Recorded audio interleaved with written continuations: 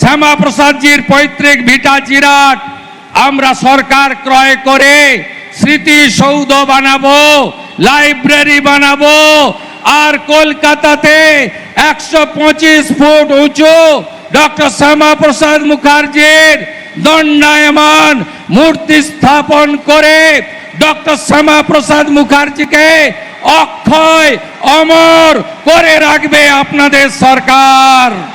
সবাই এর আগের কংগ্রেসের সরকার, কমিউনিস্টের সরকার, তৃণমূলের সরকার ডক্টর শ্যামাপ্রসাদ মুখার্জির এই অবদানকে ভুলিয়ে দেওয়ার জন্য পশ্চিমবঙ্গ দিবস সরকারিভাবে পশ্চিমবঙ্গে পালন করেননি।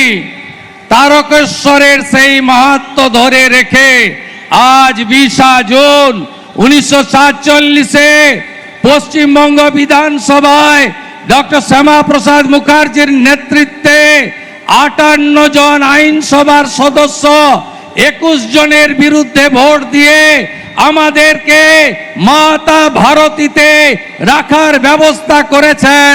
তাই এই প্রথমবার পশ্চিমবঙ্গের রাষ্ট্রবাদী ডবল ইঞ্জিনের সরকার সরকারিভাবে পশ্চিমবঙ্গ দিবস তারকেশ্বরে পালন করছে।